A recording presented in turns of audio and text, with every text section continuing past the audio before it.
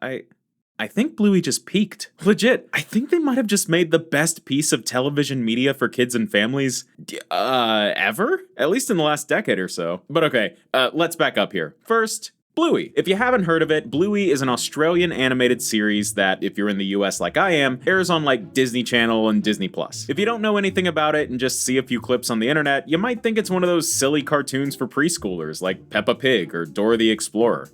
Yeah, and it is, but believe it or not, it's a lot more than that. Bluey has become a massive phenomenon over the last few years with people of all ages, kids, teens, and parents alike. Because this is not just a show meant for kids. I've argued that it's likely more for the parents in general, being a show more about parenting than anything else. The show follows Bluey Healer, her sister Bingo, and her parents Chili and Bandit as they just kinda do their everyday thing. They play games, they go to the movies, they go to school, they sleep, normal anthropomorphic dog stuff. But where other preschool cartoons might cover topics like, sharing, waiting your turn, and I don't know, shapes, Bluey focuses more on teaching lessons that are more emotionally resonant for both kids and parents. Yeah, how many times did Dora the Explorer's adventures turn into an allegory for the creation of life and evolution of society, ending in dying and passing on to the afterlife? Did Caillou ever focus on the mom's insecurity with her parenting? They probably should have. And even as a dedicated Blue's Clues kid back in the day, that dog never learned a life lesson about how sometimes you can't have children no matter how hard you try and you just have to learn to be okay with it. These are all actual things that Bluey tackles. I'm not kidding. Now, obviously, this isn't the entire show. There's still plenty of episodes that are almost entirely lighthearted and just fun for the kids watching. I mean, there's a whole episode where the healers hold a family meeting like it's a court case, and it's all over just the dad having farted. But even in simpler episodes like these, where, say, Bluey and Bingo are on a FaceTime call with their cousin, the show manages to work in a B-plot about their cousin's parents having a disagreement over their parenting styles that leads to an argument in the background. Not played for laughs either. They do this 100% straight. These aren't things that kids in the show's target demographics are necessarily gonna pick up on. So they are absolutely making the show just as much for the parents. And because of that, Bluey's become popular with basically everyone. And if you've been watching my channel for the last year or so, you'll know that this isn't new. I said basically all the same things in my first video about Bluey. But something happened recently that has been kind of a culmination of all of this into what I genuinely believe is not only the peak of the Bluey series so far,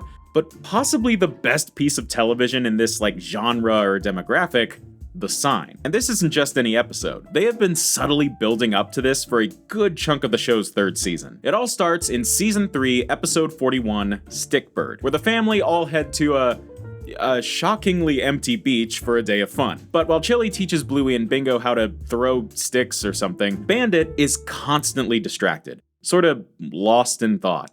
Dissociating. Even when he snaps out of it, he eventually finds himself back in the void. And at no point in the episode do we ever learn what's worrying him. And this bothered me so much. I mean, sure, maybe there's a poignancy to not knowing exactly what's on his mind, and maybe it's more accurate to how a kid in real life may see a parent who's dealing with their own anxieties, but I am nosy! I want to know! And then a few episodes go by like normal. There's an episode where everyone just draws pictures, and we get an offhand mention of Bandit's elementary school classmate, Bucky Dunstan, who insulted Bandit's drawing skills and killed his motivation to keep going. Bandit also mentions how he grew up to be a real estate agent. Can't imagine that will be relevant at any point. And a bit later, while at the pharmacy, or as they call it, the chemist, Australia, we see some of Bluey and Bingo's friends' parents start to mingle in the background. Not important in the slightest. Episode after that, Bingo saves a caterpillar from getting squished so it can go on to become a butterfly. Purely a one-off, I'm certain of it. And then we get to the episode Ghost Basket. It's a pretty normal episode where the family just play a game where Bandit pretends to be a real estate agent. Okay, weird coincidence. And he's trying to sell their house to Chili, but Bluey and Bingo are pretending to be two grandmas who refuse to let the house be sold. It's a standard, fun Bluey story, but then, right before the credits, we see this shot from outside of the healer's house zoom out to reveal the sign. A for sale sign. A real one. And now we're getting to it. The Sign is, as far as I know, Bluey's first ever full-length special, clocking in at over a half hour. And that's saying something when most episodes of Bluey are like 7 minutes long. So clearly, this is the big one. And the ending of the previous episode wasn't kidding. In The Sign, the healers are looking to sell their house and move to a new city. Apparently, Bandit here got a big new job offer. One that pays a lot more money than what he's currently earning by, we don't really see either of their parents working much. I know they have jobs because clearly they're extremely rich. They live in a huge multi-story house that sits on top of a hill, but going just by the show, they mostly just kind of hang out with their kids. I mean, there was one episode where Bandit had to fly away for work. I think it had something to do with archaeology, maybe? I don't know. Anyway, not important. Bandit has a new job offer, he wants the best for his family, so he and Chili are planning to sell the house and move to a new town. And while it's never outright stated or confirmed, this has to be the thing that was on Bandit's mind in the beach episode. Thinking about this new job offer and how he might have to uproot his entire family to go to a new town, that's really gonna weigh on your mind. That has to be what was going on there, right? Right? I have to know. But anyway, yeah. And at the start of the episode, we actually see them leaving their house for a bit so their real estate agent, Bucky Dunstan, can show some potential buyers around the place. The couple likes the house, so it's looking like the sale's gonna go through. Really, the only thing they don't like is that the house doesn't have a pool. Privileged. Yeah, obviously, Bluey's not really taking the news great, and why would she? I remember what it was like being her age and having to move house or dealing with literally any change to your status quo. It sucks. Change is weird and scary at that age, so I totally relate to Bluey here. And even as she tries to help Bluey understand and accept the change, it's clear Chili's not in love with the idea of moving either. Weirdly though, Bingo doesn't seem fazed by any of it. She seems fine. Look, she's even doing the thing that we all used to do when we were kids, like playing the little running game with the car window. It's cute. I totally used to do that. Later at school, Bluey tells her teacher Calypso about the whole thing. So Calypso reads the class a story to teach them that despite the good things or bad things that come their way, everything will work out the way it's supposed to. Good luck can lead to unforeseen circumstances, and bad luck can have unexpected silver linings. You just have to wait and see. And Bluey doesn't get it. She's 7. But as if this wasn't enough, and yes, I'm really doing a Bluey lore recap right now, that's the video you clicked on. As if this wasn't enough, the Healers are also throwing a wedding ceremony at their house for Bandit's brother Rad and his fiancée Frisky, who we actually got to see meet and originally get together in previous episodes. Bluey is still sulking about the whole move when her cousin Muffin suggests just pulling the sign up out of the ground so the house, quote, won't be for sale anymore. And luckily, Frisk wants to pull the sign up anyway so it won't be there during the wedding. So from Bluey's perspective, her problem's about to be solved. But there's trouble in paradise as someone lets it slip that Rad was planning to move out west with Frisky without checking with her first. So this throws everything out of order as Frisky calls Rad and gets so upset that she's ready to call off the wedding entirely. Frisky hops into her car and speeds off, causing Chili to go into a panic trying to save the wedding and causing Bluey to also enter a panic because she needs Frisky to pull the sign out of the ground. So with that, the chase is on, with things constantly flopping back and forth between bad luck and strangely convenient coincidences, as if the show were attempting to teach a moral of some kind. Coincidences including, no joke, the butterfly from the water slide episode accidentally flying inside the car, causing Muffin to freak out, which forced Chili to pull over right in front of a road sign that helped her realize exactly where Frisky would have run off to. So once they all find Frisky at this lookout point, the real heart-to-heart starts. Frisky says that all the change is becoming too much for her. With Chili and her family moving away and Rad wanting Frisky to move away too. That's a lot. But here, Chili admits to Frisky and Bluey that she doesn't actually want to move and gets genuinely very sad about the whole thing. Meanwhile, a few feet away, Bingo and her cousins are just absolutely pulverizing these lookout binoculars. They want to look around, but they need a coin to operate it. Luckily, Bluey found one on the floor of a shop they went to while hunting for Frisky. She gives it to her sister, and they immediately get it lodged in the wrong slot, so now it won't budge. Oh well, after the heart-to-heart, as Bluey, Chili, and Frisky all sit in their uncertainty, Rad shows up. He and Frisky manage to reconcile and the wedding is back on. And during the reception, the couple announced that they're no longer moving away. Hooray! And so, the next day, the sign goes back up, the deal is done, and the house is sold. The family packs up their stuff and gets ready to head out. Well, except for Bingo. Bingo's been pretty unaffected by all of this so far. That is, until move-out day, when she sees people moving all of their furniture out of the house. Bingo didn't realize that selling your house meant you had to, not live there anymore. So all that fear and dread that Bluey's been feeling for who knows how long, all just hits Bingo in an instant. So Bluey tries to help her sister by telling her the same story Calypso told her earlier in the episode. Meanwhile, back at the lookout point, the two dogs who bought Bluey's house just happen to go up to that same pair of binoculars. They want to look through them and see if they can spot their new house. And sitting right there in the wrong coin slot is Bluey's coin from yesterday. They managed to get the coin unstuck and put it in the right slot lot, take a look through, and find, of all things, another house for sale. And it has a pool. Also, are those the parents of Bluey's friends who we saw mingling in the pharmacy episode? Aw, I guess they wound up dating and now the families are moving in together. That's sweet. So, with the house empty and everyone saying their goodbyes, the healers are just about to pull out of the driveway when Bandit gets a call from Bucky. The buyers change their mind and the sale is off. Bandit, reflecting, walks up to the sign and then rips it out of the ground and tosses it into the road. The healers are staying in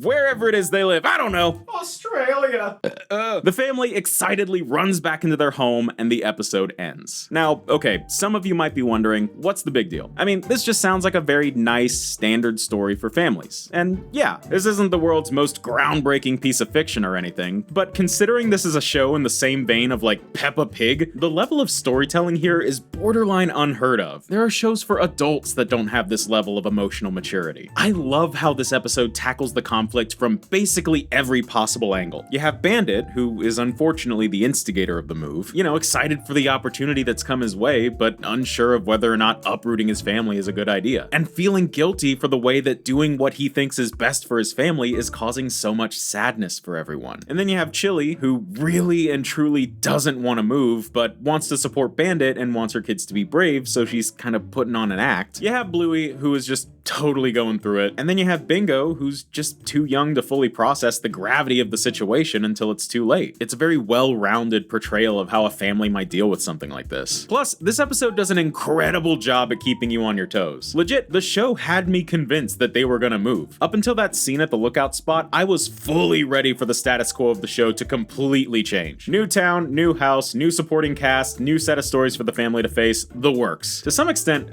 I was actually a little excited about it, from the perspective of what it could do for the show story-wise. But the moment it became clear they were gonna stay was just so satisfying. Not only because of how the show had been building things up to this point, but also because of the show's incredible presentation. See, Bluey as a series has a deceptively simple art style, and most of the characters are rectangles with a few triangles and circles. It's not rocket science. It's simple enough that even my crappy drawings of the characters don't look too far off. But these simple characters and pleasant pastel colors are very often used as a springboard for some really beautiful imagery. When the show wants to create a more emotional atmosphere, they'll add fancier lighting, more cinematic framing, increase the detail on characters or objects, or make the animation a little more involved. And this episode does all of that and more. And it all comes together with a beautiful montage sequence near the end of the episode as the family all prepares to move only to realize they can stay. It's set to this amazing song called Lazarus Drug by Meg Washington, who is also the voice of Calypso. The song's very ethereal and dreamy, kind of melancholic. It kind of reminds me of the ballad that plays during that one scene from Toy Story 2. You know the one that makes literally every human being sob uncontrollably. And for this song to be sung by the same person who taught Bluey the lesson of the episode, it's just such an incredible full circle moment. Makes you cry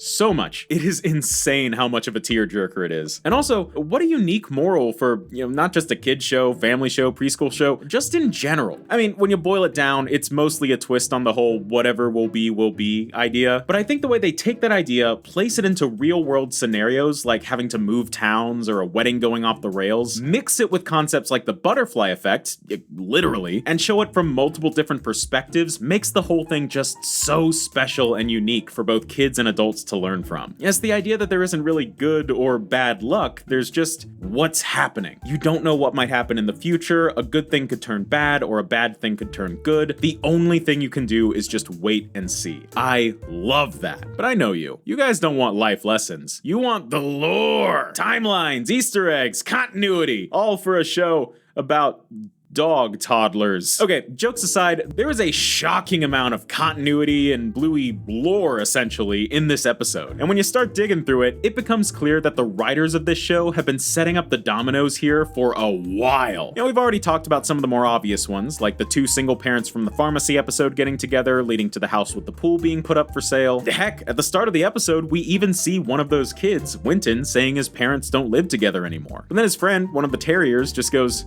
"My mom likes your dad."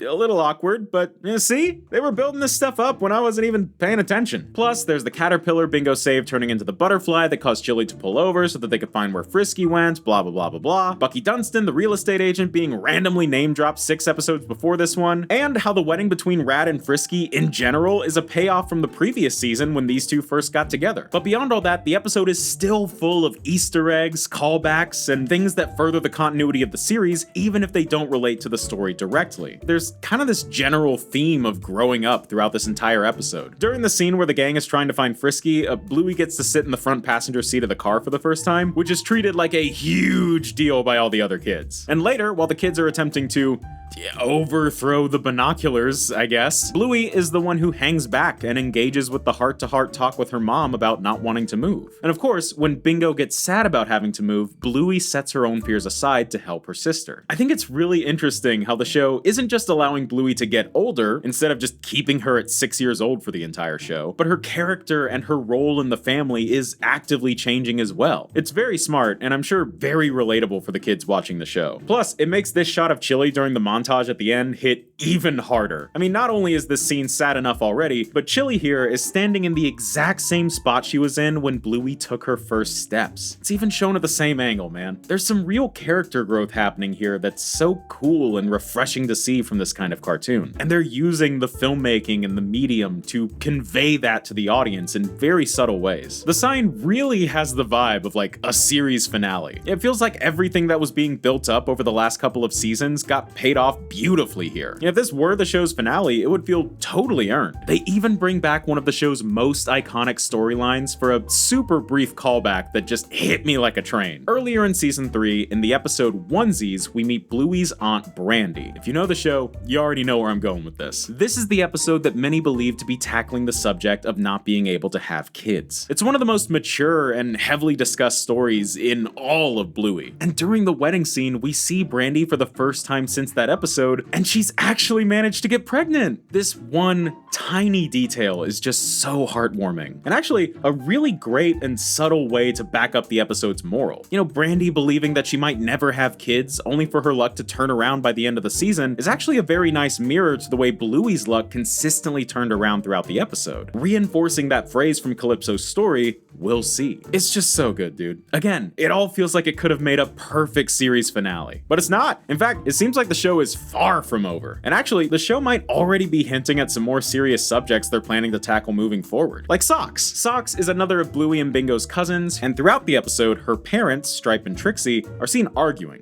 Like, a lot. Even during the wedding, we see them fighting. And at the same time, we see Socks playing with the bride and groom wedding cake toppers, and she's making them argue. Oh my god, that's so sad. I feel like this has to be them building up to a future story about like a troubled marriage or even a divorce. Also, the next day, Stripe stumbles out of the bushes, clearly hungover. I think that it is funny, but dude's clearly going through it. And that's not all, because at the time I'm making this video, there's another new episode out already. And, well, spoilers, I guess, it ends with another bit of continuity from The Sign. This episode, called Surprise, ends with a flash forward into the future where we see Bluey, now all grown up, giving her parents a visit. You can tell they're older because Chili is wearing the grandma glasses with the head strap thing. Only old people wear those. As she walks in, Bluey says the house is looking nice, and Chili's like, "Thank you. Can you believe Dad almost sold it?" Oh, the attention to detail. I love it. I love it so much. I mean, seriously. Yeah, I know I said this at the top of the video, but how many shows made primarily for the preschool channels have this level of continuity, character growth, emotional maturity, and like legit lore? Bluey's out here doing more in one episode than some shows do in a season. And if the responses I've seen online are any indication, the kids and their parents are absolutely bawling their eyes out over it. And for good reason. It's real.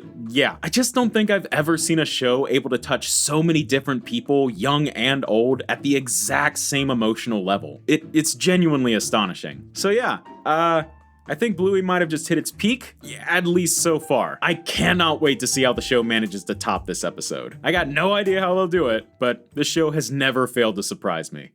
Man, don't you feel bad for the people who think they're too old to watch cartoons?